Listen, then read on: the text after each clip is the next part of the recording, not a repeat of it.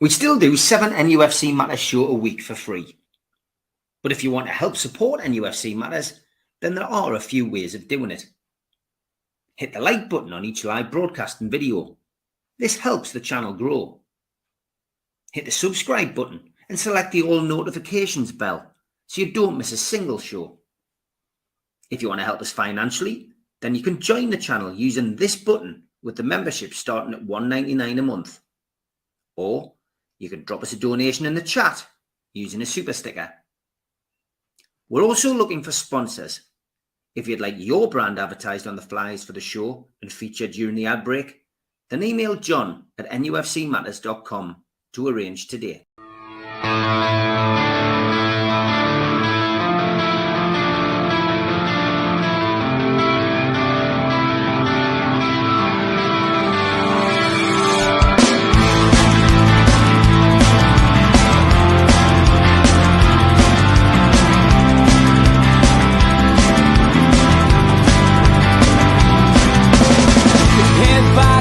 Critics attack. It feels like I've been talking to myself again.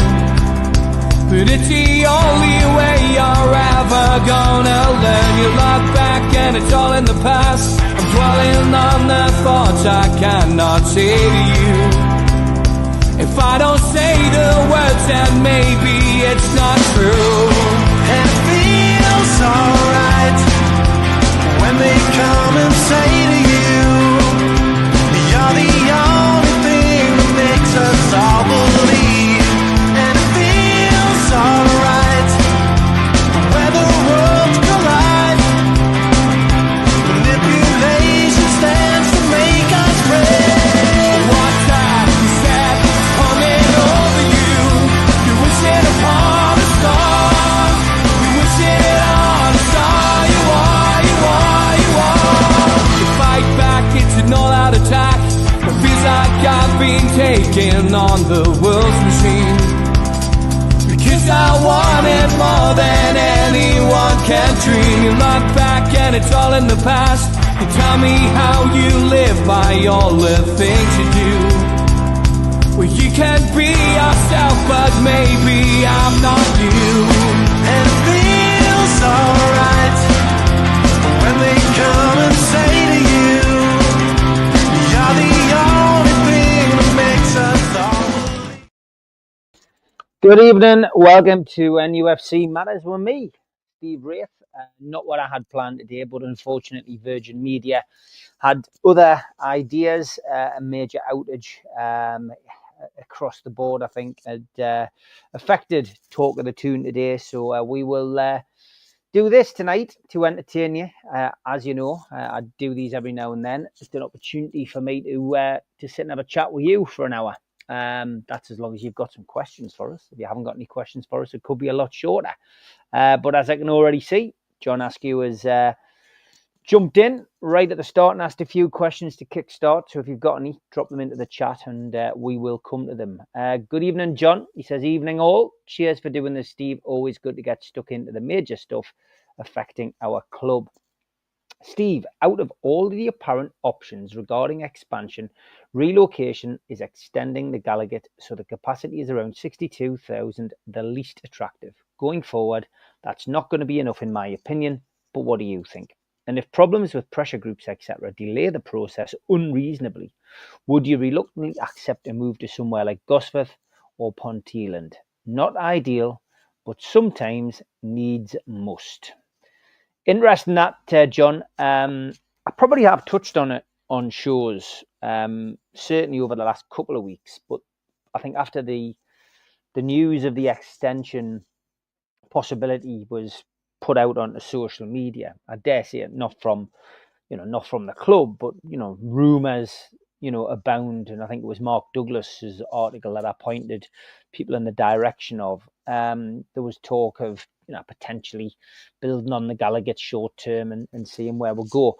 I'm in the group that thinks we should potentially do that. And I know there are people in the chat who completely disagree, who think that it's new stadium or bust as long as it's on Leazes Park. But we genuinely don't know what is going on behind the scenes. The feasibility study I presume we will find out the results of that. But is it going to be positive? Is it going to be negative? The decision? I'm not sure. It's got to be what's right for the club, short term and long term. So somewhere in the middle is the solution, I think. But short term, it's going to cost a lot of money, I think, to build on St James's Park. But if there's no fast tracking to a new ground, then I would genuinely think that building on the stadium short term is the right option. I still remain to be convinced that we have the need for an 80,000 seater stadium. You've got to fill that, and to fill that, you have to be a team that wins things on a regular basis. And at this moment in time, Newcastle aren't even a team that wins things. So is there a demand for 80,000 people? I think we would fill a 62, 63,000 seater. I don't doubt that for 1 minute. I think there's enough people who are able to get to the games every other week who would want to come, and I still think would probably sell that out to corporate and season ticket holders. I know we'd have to have some on a match-to-match basis and for away fans, but I don't think that would be a problem. I think when it starts moving forward to like 70,000, I think that's where the question mark would be from me. Yeah, for Liverpool, Manchester City, big games at the top of the table, I would say that Newcastle would fill that. But can they do it on a season-to-season basis if they're not winning anything? That's the big question for me. But that wasn't what your question was. You were saying, 62,000 extension on the Gallagher's the least attractive. I would say to many that was probably the most attractive because people want to stay at St James's Park. That's where the history of the club is. But I think, me included, I would be happy to see a new stadium built on Leazes Park, but I still think there is a long way to go before all of that is signed and sealed. And the other question is, what happens to St James's Park? Whose responsibility is it to knock that down? Knocking something down, it's not just a case of sticking a few sticks of, dynamite around the place and bringing it down. It's a hell of a process to dismantle and bring down a football ground and then replace it with something else. So the big question is, who does that? Who demolishes St James's Park? Who does that? And who pays for it? I guess most people would say it was the council, because we lease the ground from the council. It's on a 99-year lease, isn't it, I think? But who pays for that? Because the outbuildings, the stand and all of that are the club's property, aren't they? So lots of questions and not many answers at the minute. Pressure groups you mentioned, John, delaying the process. Of course, you might get a bit of that. I don't think we'll have as many NIMBYs as we did last year. I think they're not in my backyard. People were out in abundance last time. But I think if there was a plan to build a new park on the plot of St James's now at Gallagher, I think that would be accepted. But long way to go, John. I think we accept that there is a long way to go. And I would not accept a move to somewhere like Gosford or Ponteland, I'm afraid. Definitely not. The club has to be in the city centre. And must you say, definitely not in that situation. John, you fired in another question about Mbeumo. He says Mbeumo is an absolute no-brainer as he can play right attack or striker. Brentford have apparently put a £50 million clause in his contract, supposedly. Mbeumo looks good. There's no doubt about it, John. I think he's the name on everybody's lips. But Newcastle aren't the only horse in the race. Aston Villa, allegedly interested in Mbeumo, currently playing Champions League football, but similarly having an issue like we did with injuries and games starting to mount up. I don't think Aston Villa has stolen a massive march on Newcastle. I think we're still neck and neck. I think we're very similar clubs, both with a proud history and both keen on regaining those, the place at the top table. So I still think Aston Villa and Newcastle are very much in development. I don't think it's I don't think it's a huge decision if those were the only two clubs to come in for Mbeumo. Eddie Howe is a great manager, and I think he's proved that he can morph half decent players into good players and get them into the England team. And he can also develop youngsters. So I think Mbeumo would look as well at St James's Park. He's played there enough times to say, I want a piece of that. But these kind of decisions don't always come down to the footballer on their own. Sometimes it comes down to the agent, who might want a bigger percentage and go with the highest bidder if the player agrees. Other people go where the family want to go. Is the Northeast somewhere where Mbeumo and his family want to move to? Does he have family? I'm not sure, but I'm just presuming he would move up here with somebody. It could come down to that. You know, he may fancy being a little bit closer to London and want to go to Birmingham, but it's all hypothetical at the minute. He's the most talked about player, and if there is a £50 million clause in his contract, you would imagine that Newcastle wouldn't have any problem in matching £50 million clauses, because they did have money to spend in August, as we know, for a centre half, but didn't spend it. And I guess as well, it depends on whether Newcastle, and we talked about this on the fans forum last night, whether Newcastle's focus is on a right winger or a forward. We would all think so, but you know, we were chasing a centre half for the entire summer period and didn't get him. So are we still thinking centre half? Are we thinking goalkeeper? We don't have a lot of confidence, it seems, in the other goalkeepers in the squad. Are we thinking another goalkeeper in? Of course, the transfer window gives us the opportunity to let players go as well. So, you know, we are in this new financial PSR period, but I don't think any of us, including me, really understand what all of that means. How much have we actually got to spend? How much can we spend before we end up potentially breaching financial fair play rules and have to sell somebody? It's a bit of an unknown quantity for me, and you know, I wouldn't even want to try and speculate on what we're going to do in this transfer window. But you're right, John. Mbeumo is an absolute no-brainer because of where he can play. Is he worth 50 million plus?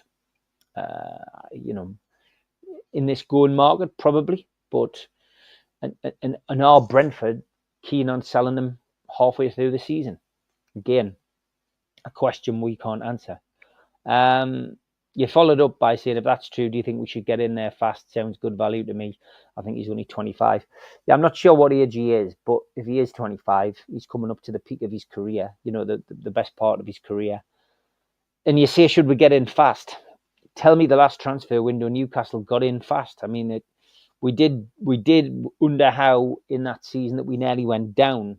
But historically, under Ashley, of course, definitely. But even under the regime that we have now, we seem to go in lower sometimes in the asking price rather than going in at the asking price and sometimes miss out. We've also proved in the past that we aren't scared to go back for players. Botman's a prime example. We missed out on him first time round, got him again in the second. But does that mean we may go back for Gahey? And will Crystal Palace really want to deal with Newcastle after the way that it all panned out in the summer? I'm not sure. Does Gahey really want to come to Newcastle? I'm not sure.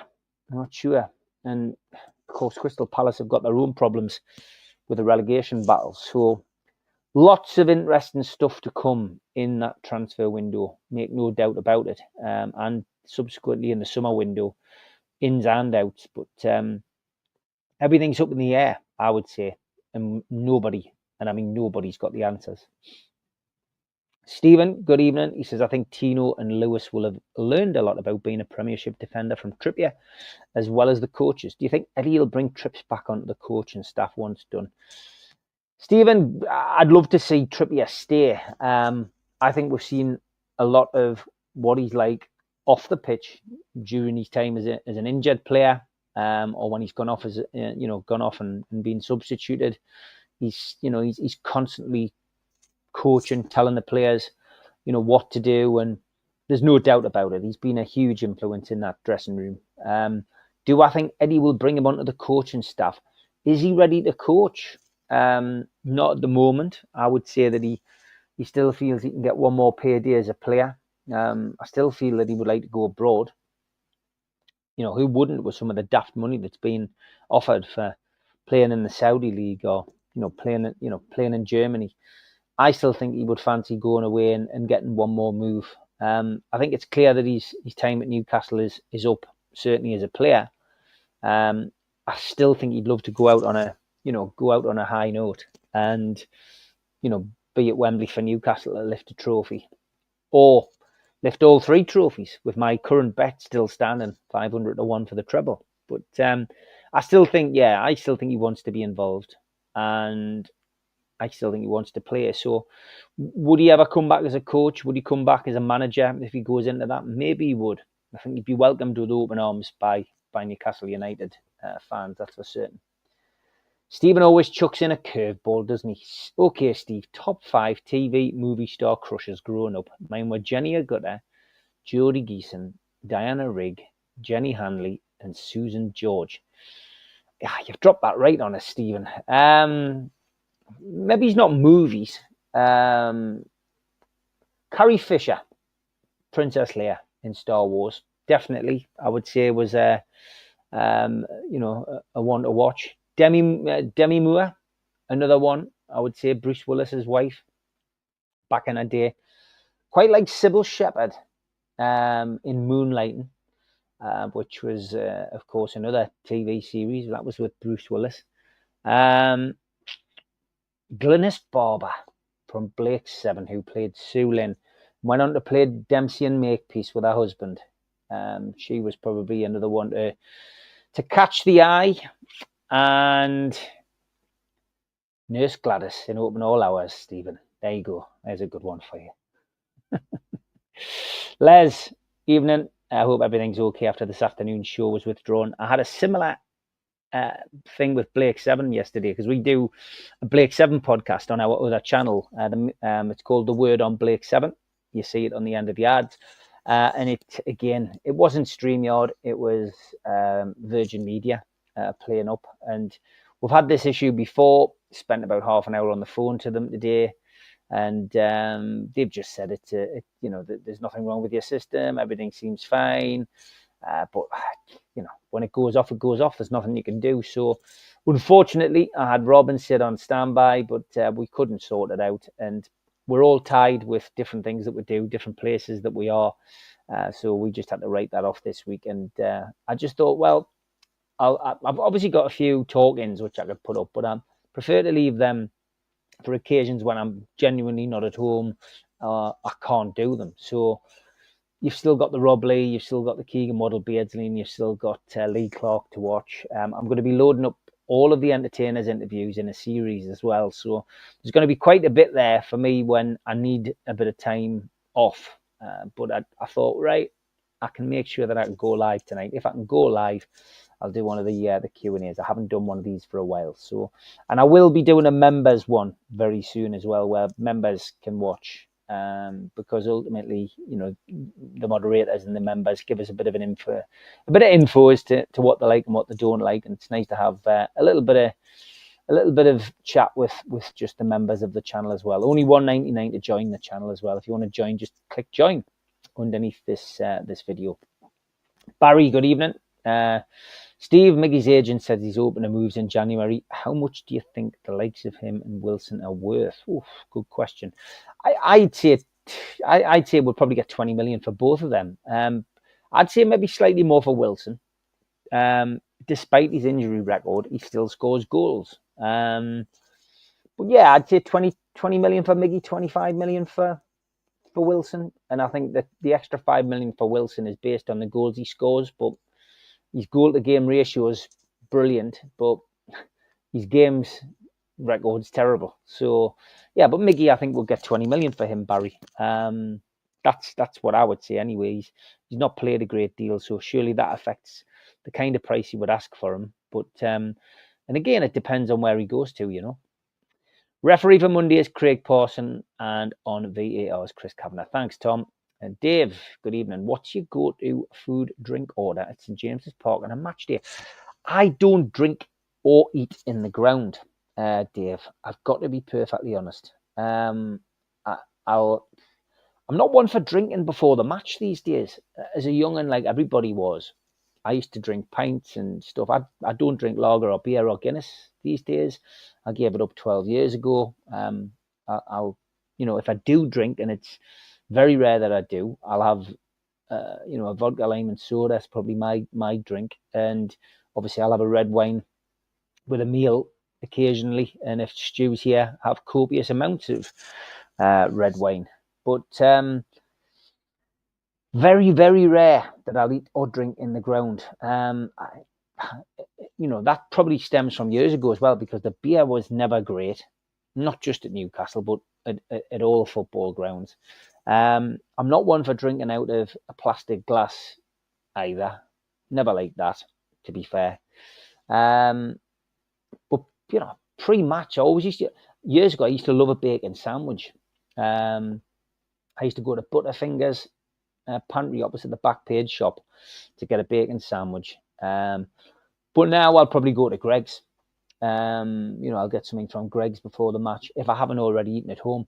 But I think match day rituals have changed, Dave, purely because of the kick-off times. We never kick off now at 3 o'clock on a Saturday. 8 o'clock on a Monday. 7:30 on a Friday. 7:45 on a Wednesday. It's like guess the time. It's crazy, really. Going away, going on a bus or whatever, I'm like pretty much like everybody else, you stop off at a service station and you get stuff. But I always try to be quite balanced, mate. I always try to be quite balanced when I go away. I'll always have a bit of fruit, a nice sandwich, and something sweet. Stop off for a coffee. But I like to watch the match sober. I genuinely do. I probably drank more under Ashley, if I'm perfectly honest, when I was doing the pre-match talkings. Stopped doing the pre-match talkings this year. I did them last year. Thoroughly enjoyed doing the talking with Gibbo and Nando, but I just wanted a year off this year. Genuinely felt that, I just wanted to meet people, see people, and catch up with people. So ultimately, it's been a breath of fresh air this year. Haven't had to worry about being in the venue and getting in to sell raffle tickets to cover the cost of the talking. It's just been a relaxing year, and not sure I'll go back to doing pre-match talkings. I've done them for 25 years, and it's just nice to spend time with friends and family prior to the game now. Tom, what's your thoughts on referees so far this season in the Premier League? Abysmal, Tom. And I think you pretty much picked that up from the comments that I'll give on some of the podcasts. But I think the standard of refereeing is appalling, and I'm certainly of the mindset that it's now time to potentially look at bringing in referees from the continent, bringing in referees which are better than the ones we've got. I don't know why we're going through such a bad stage with referees. And this has got nothing to do with, the embarrassing situation that one of our referees has found himself in. I think potentially they're struggling with the rule changes and, of course, with VAR. Maybe VAR has made some of our officials lazy, and they are now incapable of doing the job as well as they did 10 years ago. So, yeah, not good, Tom. Could do better would be their report. Hi, Don. Hope you're well. Steve, isn't it great being a mark and smiling? It is, mate. Yeah, I mean, but don't forget, 3 weeks ago, quite a few people weren't smiling. People were, up at height and complaining and, how out, from a minority of people. It's just crazy. 3 weeks later, everyone's smiling. Results have gone our way. We're in the quarterfinal of the Cup. We've got a home draw. Things do change. I think fans of every club, though, are more fickle now, Tom, good evening. Again, he says, any news on Supermac? Is he improving? He's not, mate. No, he's unfortunately, like everyone else, has to wait for NHS treatment, and it's just his back, Tom. It's a multitude of injuries he's had over the course of his time, and his body really is just not. It's not coping as well as it should, or could have done, and he's just waiting for surgery now, Tom. So he struggles to walk around. He does get out now, but he does have a lot of pain, and sitting on a chair doing a podcast, just isn't possible at the moment, and getting out to go to the games or to go and do a talk in with people isn't possible, which is a pity because that's been Miles' life for the last 20 odd years, and I've worked a lot with him, with him and John. He's just in a severe amount of pain, so it's not great, Tom, unfortunately. But we do pass on our best wishes to him. I do speak to Carol every few weeks, so yeah, all good. Barry says, where do you see NUFC Matters in a year's time? Will the current show still be running? Barry, where will I be in a year's time? I understand people like to have answers like that, but it's an impossible question to answer in so many ways. I never thought it would last this long, and it was never planned. We don't even plan the shows. We've got the name of the shows, the Amigos, Talk of the Tune, Professionals, etc., etc. But at no time do we sit there and go, we're going to talk about X, Y, and Z. Half the time I just click start and we'll go. You know what I mean? And most of us, we'll keep in touch, especially the Amigos or Professionals. We're all pals. We'll keep in touch on social media and, on WhatsApp, and, we have a chat, and, we none of us say, right, we're going to do this, and this, because we'll let you take us in a particular direction. I get it. Some people probably go, oh God, Steve, thinking about wrapping the show in when every now and then I'll say, well, I'm not going to do this forever. And, but I don't know, Barry. I'll see where it goes and how it goes. There's no definition of how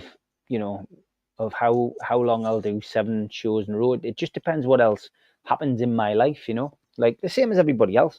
It's a strange situation, but it's a pleasant one because we've created a lovely community. We've just announced the Christmas do. I haven't had time to stick it onto the ads on here yet, but Christmas party again has been announced. We're going to raise money for the cat and dog shelter on that particular night. So it's £6 and it's available now. Tickets are available now on newcastlelegends.com.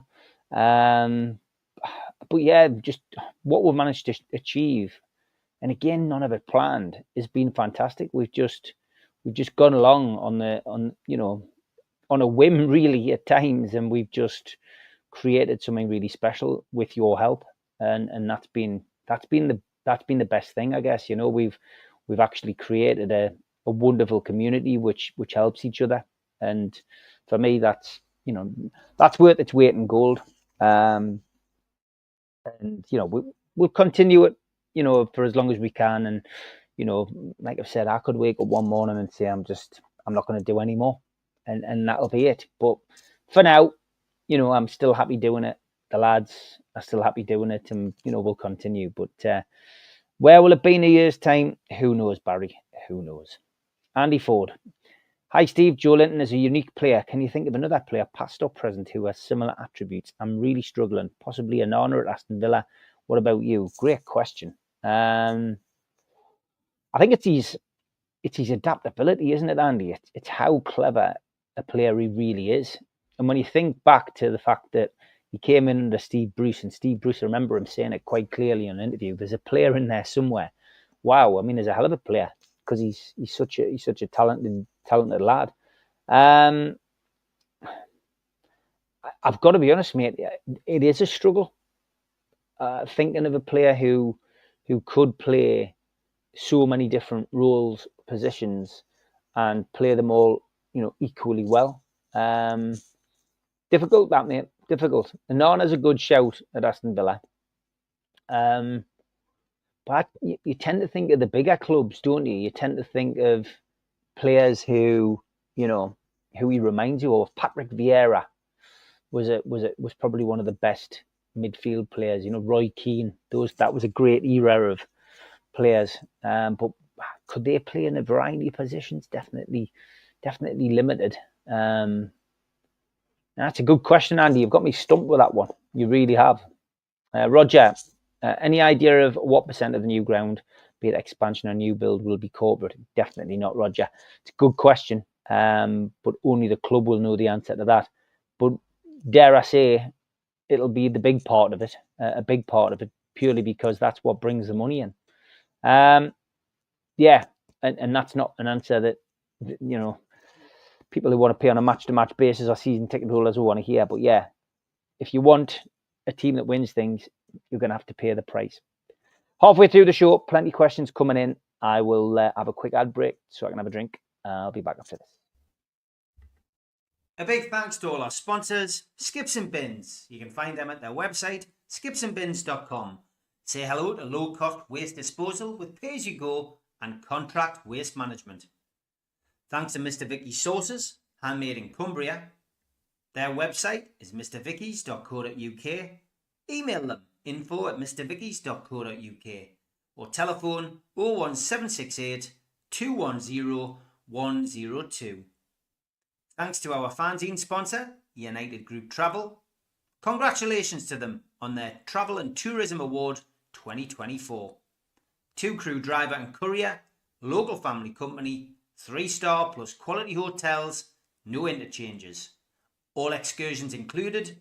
Find them at their website www.unitedgrouptravel.com. Email beverly.ugtl@gmail.com.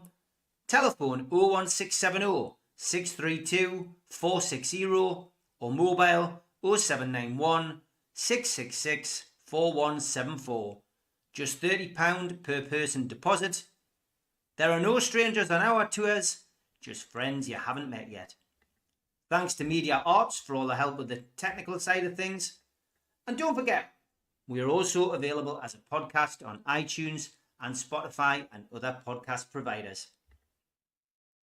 If you get the time, please hit the subscribe button. It does do us a big favour.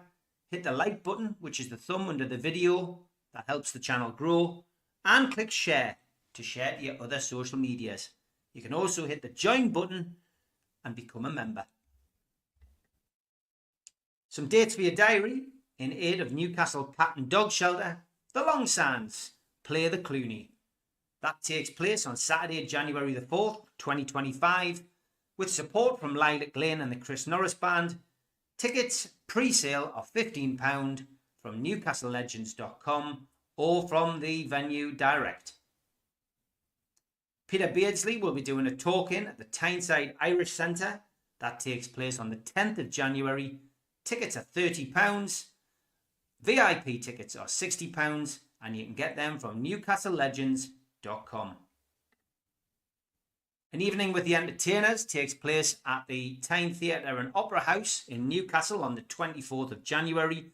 Kevin Scott, Steve Watson, Steve Howie, John Beresford, Rule Fox, Peter Beardsley, Rob Lee, Keith Gillespie, Liam O'Brien, Darren Peacock, Paul Bracewell, Lee Clark and Killer Kill Klein are all going to be there with Gibbo, and you can get your tickets from the box office 0191 243 1171 or the website tynetheatreandoperahouse.uk. Lee Clark will be at the Gateshead Leisure Centre. That is on the 31st of January, and tickets available from the Leisure Centre 0191 250 5066. Les Ferdinand will be at the Newcastle O2 City Hall the 6th of April 2025. That is a 12 o'clock start until 4 p.m. in the afternoon. Tickets available from ticketmaster.co.uk. And Will Scott's book on the entertainers is out now. £18.99, over 380 pages and a lot of unseen photographs. You can buy that book now from newcastlelegends.com. And we do have some fanzines remaining. If you want to buy an NUFC Matters fanzine, issue 1 is still available, again from newcastlelegends.com. And please take your time to flip onto our other channel, The Word on Blake 7. Please hit the subscribe button and help that channel grow. Yeah, if you haven't done that, please do. And even if you're not interested in Blake 7, just subscribe to the channel. It does help us. You know the script. You've done it on here. The Word on Blake 7. And it is my other channel. God forbid anything happens to this one. That's where NUFC Matters would be located. So even if that's the only reason for you to join us, then please do. Plenty of questions coming in. I think I've got enough to do at least another half an hour. Roger, thank you for the donation. He says, I don't drink at St James's Park either. One bladder doesn't like it. Know the people I frequently have to squeeze past during the game. Yeah, there's a lot of people do that, isn't there? Still there's one lad in front of me gets in 10 minutes, gets in about 10 minutes after the game kicks off, goes down 10 minutes early and leaves 10 minutes before the end. He misses 30 minutes of the game plus added time. You're talking even a half. If at the start of the season, if you said to him, I'm going to give you a season ticket, but I'm going to take 4 games off you because that's the equivalent to what you miss, he'd go mad, wouldn't he? But yeah, I've never understood that. I really haven't. Some people do leave. Ian, thank you, mate, for that. I've seen that link. You can apply in December. I'll have a look at it, mate. We'll see what what it's all about in December and see whether it's worth putting yourself forward for it. But yeah, thank you for the heads up on that. Who was your dream guest to have on a podcast, Rob? That's it.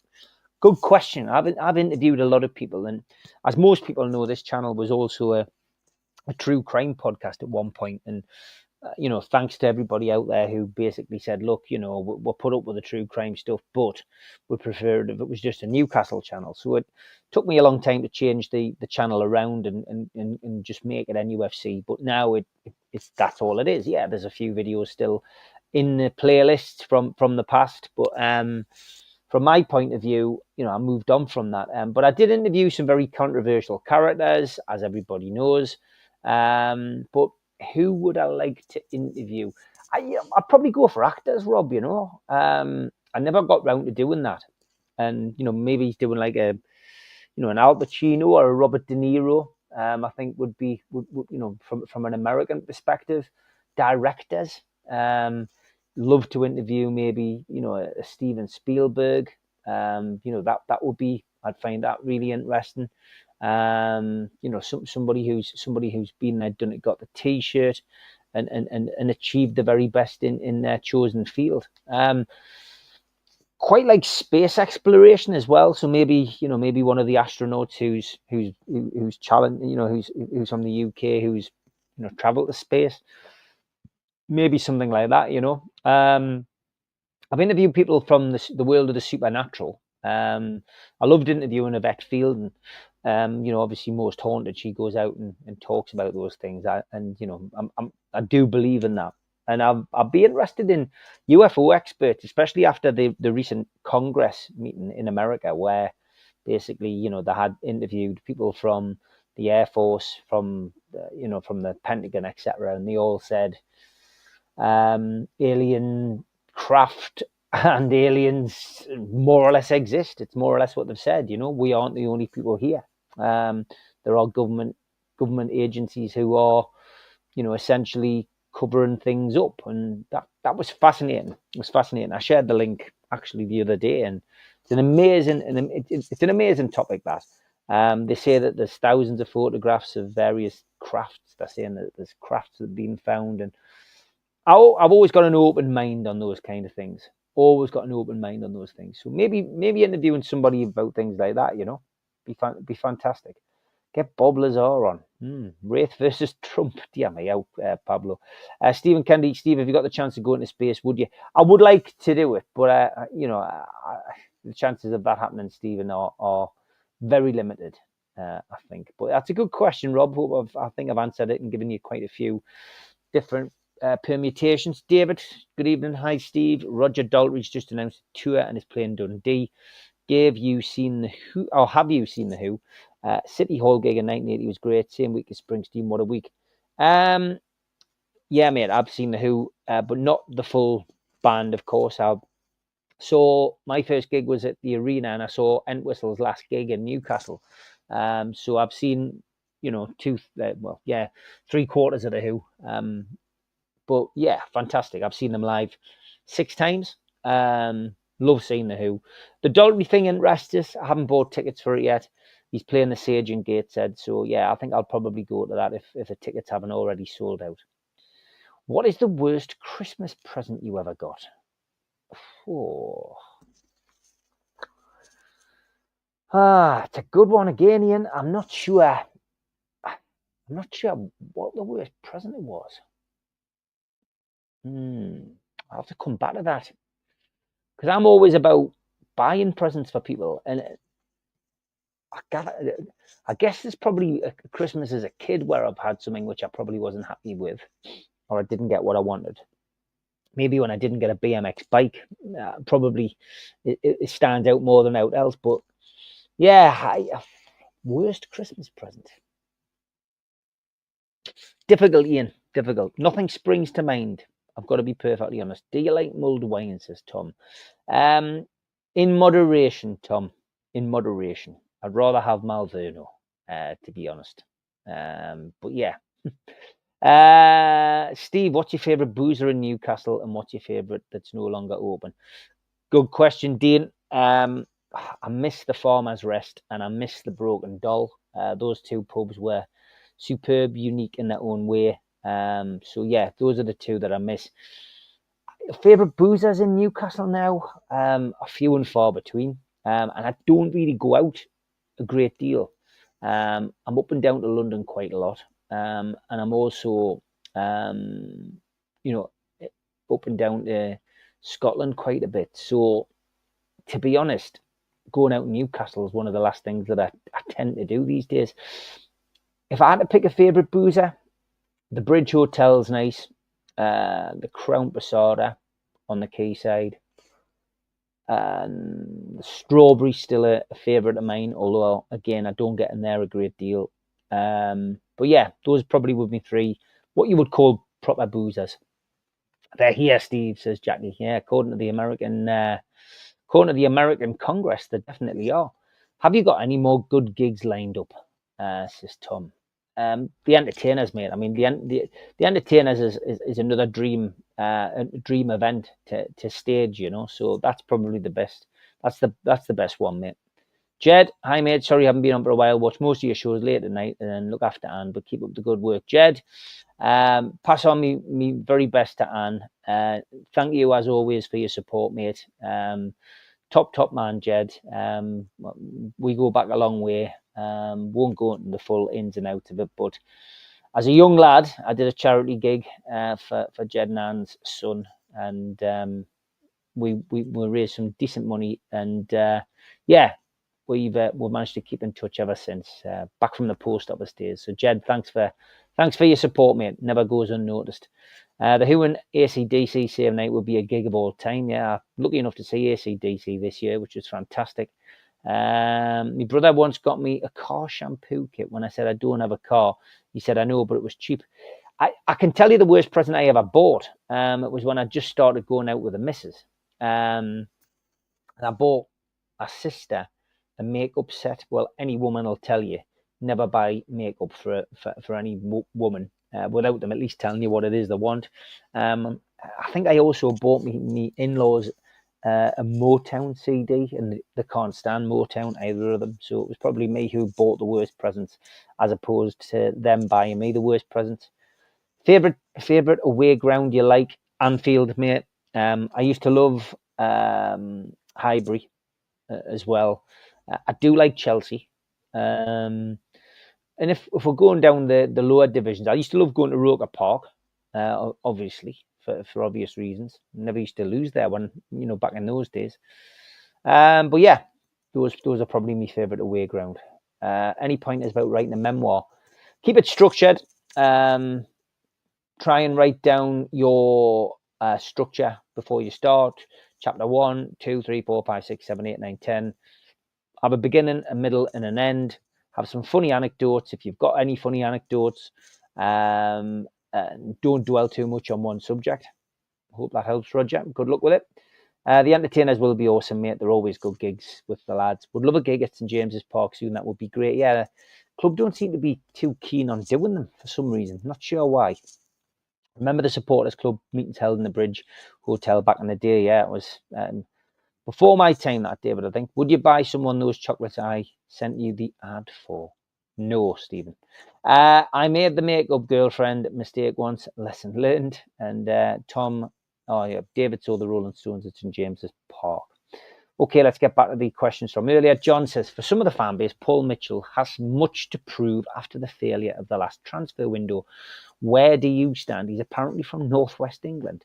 Where he comes from doesn't really matter for me, but he only came in at the last minute, and yeah, he would have known he was coming and could have done some research, but nobody's going to go and research players until they get their feet in the door, get their feet under the table, and get to know the lay of the land. So you couldn't put the failure of the last window down to his leadership.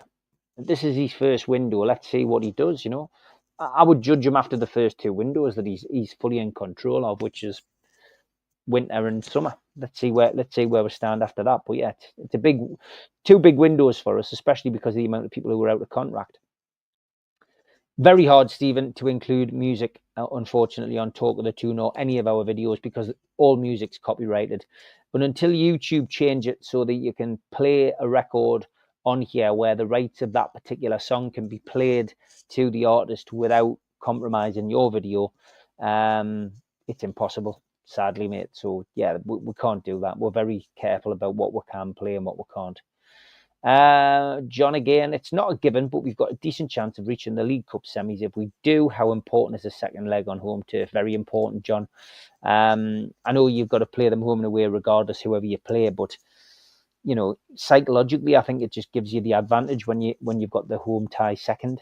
And of course, that's the way it worked for us last time, having the home tie second. So yeah, it's very important, mate. Very important. But if you're going to win it, you've got to beat whoever it is, home and away, in whatever order. So let's just hope we can get through into the semi and get that opportunity. Since we're about the same age, what was the first record you ever bought? Oh, you're not going to like this. You're definitely not going to like this. I actually bought Madonna, Crazy for You, 7-inch single. That was the very first record I ever bought. Why? I like the song, but I just don't know why that was the first 7-inch single I bought. After that, the first album I bought was Nevermind the Bollocks by the Sex Pistols, because my musical tastes were that wide. I was a huge Jam fan, but I was born too late to see them the first time round. So I obviously had to settle for 2/3 of the Jam when they started from the Jam. But yeah, Crazy for You, Madonna was my first ever musical purchase. With Newcastle's good run of form, basically, where do you think Newcastle will finish and who do you think will win the league? I think Man City will still win the league, Tom. I still think that they will go unbeaten after Christmas and probably just pip Liverpool again. I think Newcastle will finish where I said they would finish, was in the top 4 and qualify for the Champions League. And I still think Newcastle will win a cup. I have put the money on a treble.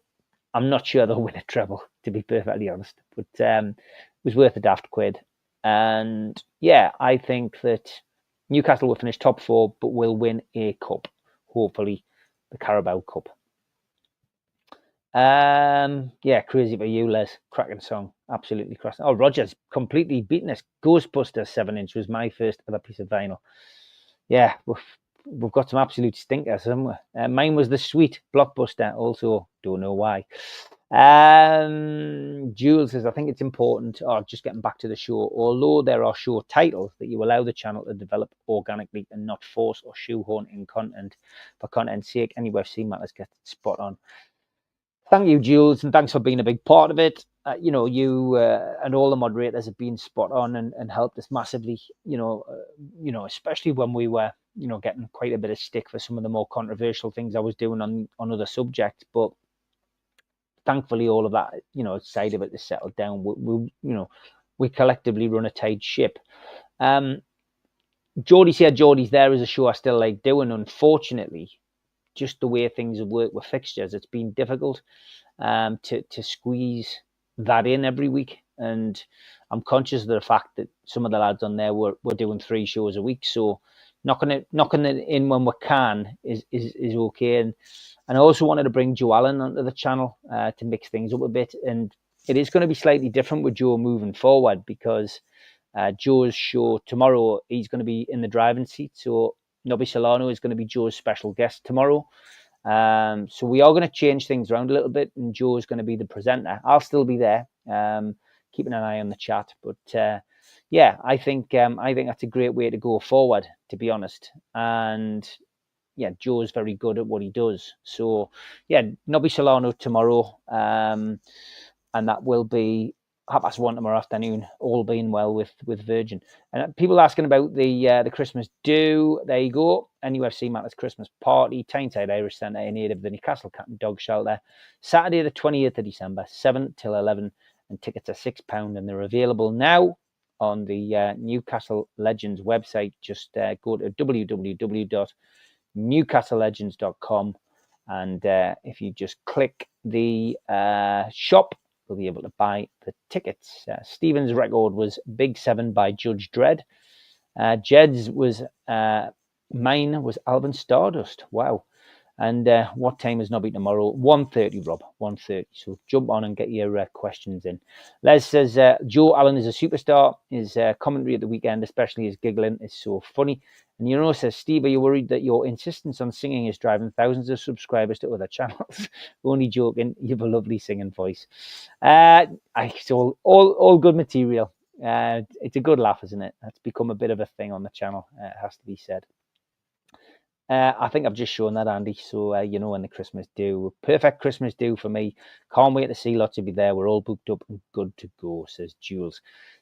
And this is interesting. Yeah, people were talking about this earlier on, but yeah, I've just seen it. I've clicked on the link, and I will look at it. You can apply in December. So let's see what it's all about. Jack, good evening. Remember Longstaff having a go at the journo who said they didn't realise Joe was that good? Yeah, I mean, and fair play to him, you know, sticking up for his teammate. I think it's the right thing to do. Rob says Clayton Blackmore played every position at Man United. Good knowledge, Rob. Yeah, I mean, it's so hard to pick anybody else. I'm sure there'll be players globally who were very good at playing in different positions. But yeah, Clayton Blackmore, he was another one that you can think of. How confident are you of winning a trophy this season? Tom, very confident. That was my prediction at the start of the season, would win something. At the moment, it does look like the Carabao Cup is our best chance at the moment. We're in the quarters, hopefully beat Brentford and get into the semis. But, you know, one game at a time. Yano says, the thing that stands out for me about Joe Linton is sacrifice. He's willing to play anywhere for the benefit of the team. No complaints, and gives the role his all. That's a great assessment of what Joe Linton brings to the team. Barry says, do you think Shola should be replaced as the Lone Ranger apart from Hall? I can't remember when we last got anyone since Target. Is this letting us down regarding strengthening the squad? I mean, I've seen a lot of people have a pop at him, you know, at Shola. I mean, Shola's a good ambassador for the club, and whatever he's not doing as far as loans are concerned, he's certainly doing as an ambassador for the club, because he can talk well. He's gone across to, you know, various countries and represented the club in a great way. And, you know, from our perspective, that's what you need at the club. I think Ryan Taylor's in a very similar position. So ultimately, for me, you know, I think that Shola does a job in that score. But as you say, he was brought in as the Lone Ranger. But we don't seem to be sorting many loans out, do we? So there's been outgoings. There has been players who've gone out on loan. You know, maybe that's the job, to get the youngsters out on loan.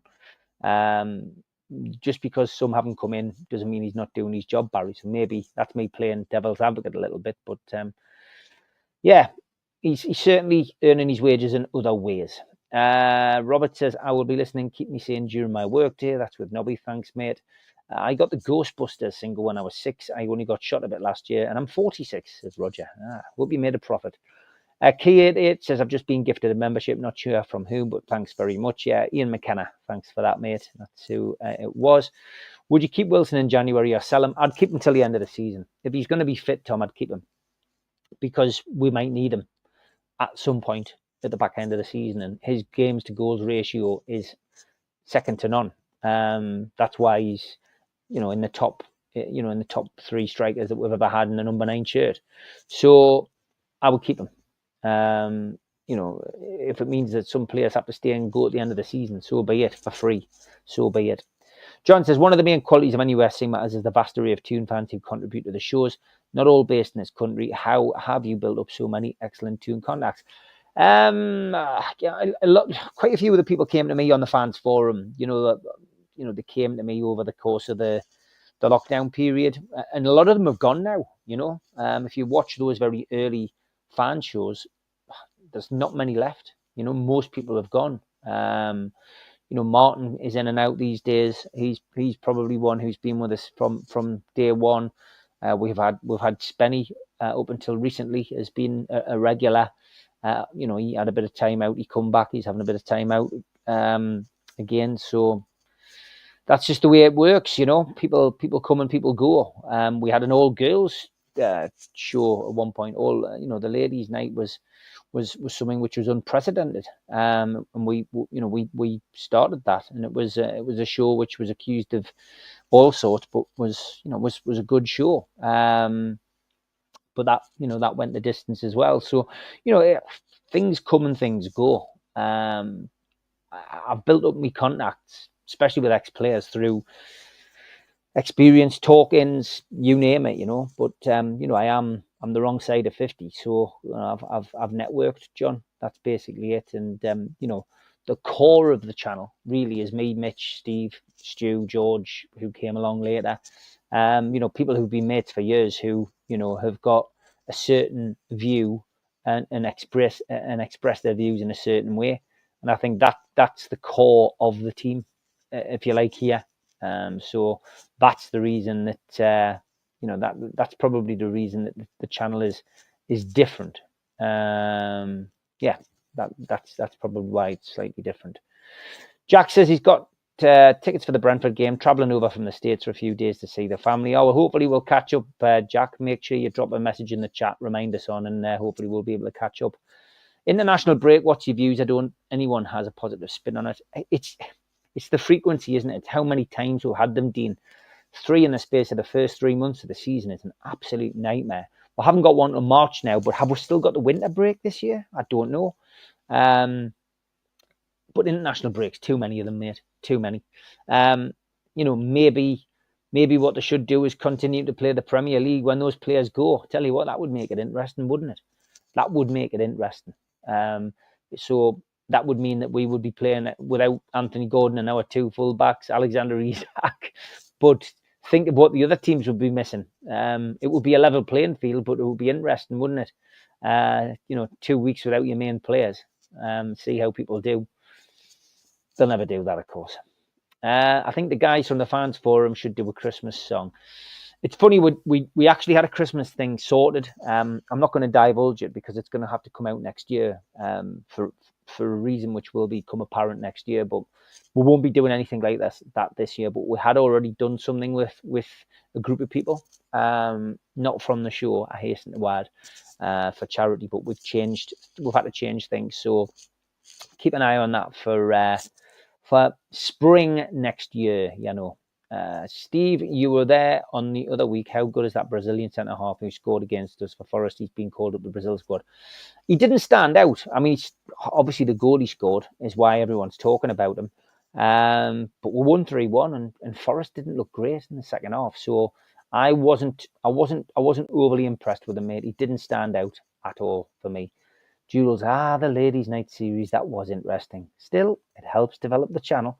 It was interesting, yeah. Thank you, Jack. Yeah, make sure you do. 9 players pulling out of international says it all, really. Jules says it's because Nations League was this year, hence the additional breaks, not every year. Thank you. I wasn't sure if there was one or not. Pablo says NUFC is the finest due to the quality. NUFC Matters is the finest due to the quality of opinion and respect given and shown to an array of fans. Steve is not only an excellent host, but an even better person. Pablo, thank you very much, mate. That means a lot, pal. Female Toon fans are extremely knowledgeable. Yeah, there's some good ones. But once the ladies' night had gone, I just didn't want to go back down that route, and it was replaced. Obviously, we had Holly on the show for quite a long time. She was spot on. She was going to the games back and forth and chasing the dreams of a media career. So it was great to have her on. But yeah, look, things move on and things change. At the moment, fans forum, happy with it. Quite enjoyed doing that because it's different opinions. Tuesdays, of course, Talk of the Toons now established. We're hitting 1,000 with that. Sometimes just over, and it brings something different with a bit of music. And I know quite a few people do like that. Wednesday, as Geordie said, Geordie's their day, but as I say, it has been difficult to achieve that this season. So if it's not that, it's Joe. It just depends on fixtures and, you know, whether I'm going to games or not, and, you know, where I am in the country. Thursday, Supermac and Gibbo, of course, but now just Gibbo.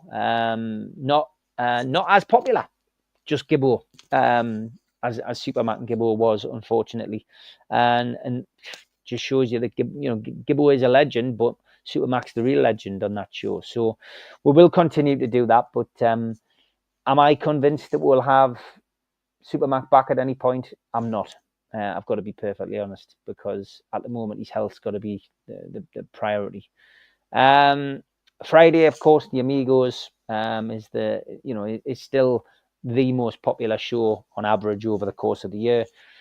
Saturday is a bit of a non-day, really. If there's a day not to do one, Saturday is the day. But I do like to give you 7 shows a week, and for me personally, I think that, you know, that's a good day where I can fill in and put George, because George has still got a few more. Those were the days to chuck in. I could put Joe on there if I do a Geordie's here, Geordie's there. So it's nice to have Saturday as a bit of a floating day. Also, that I do the threes of crowd stuff as well with the lads. You know, Sunderland and Middlesbrough. And I know that's not popular amongst most of you, but I enjoy doing it, so we do that. And then Sunday is the professionals. But yeah, having that flexibility with the Saturday helps. And, you know, and of course I can chuck one of these in every now and then when, you know, when an issue occurs, like the one did this afternoon.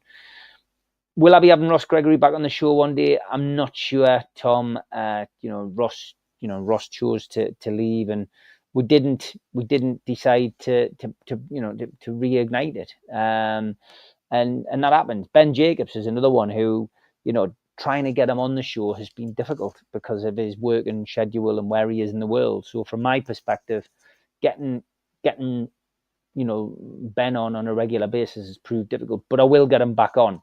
Don't worry about that. What happened to the Cooking with Steve series? Says Jules. That's it's interesting. Yeah, I did do a few videos, you know. I'm wondering if I can load one of them. Hold on. Chili con carne. Here we go. I've still got this video on. Never shown them on here, Jules. So you've created an exclusive here. Here we go. It takes a little bit of time to load. And I used, I think it was Snapchat to film these, so it probably take a slightly longer time to load than it should do, and I've got to wait now until it does, because I've got people eagerly waiting to see chili con carne. But it was quite Snapchat. If you haven't got it on your phone, you can take short videos and it just all goes together, and then you can download it as one.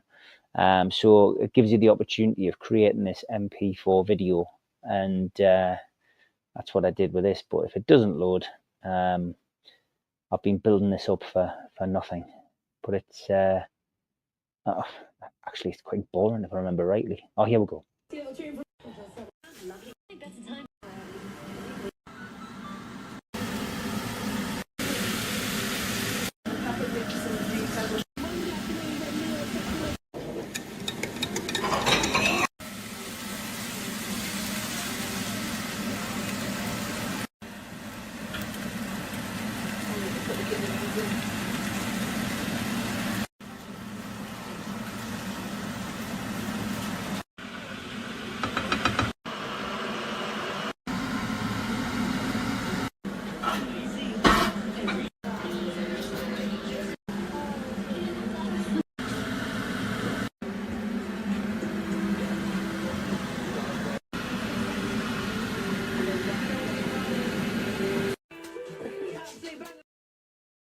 Ta-da! There you go, Jules. I hope you're impressed with that, mind. I hope that's made you all hungry.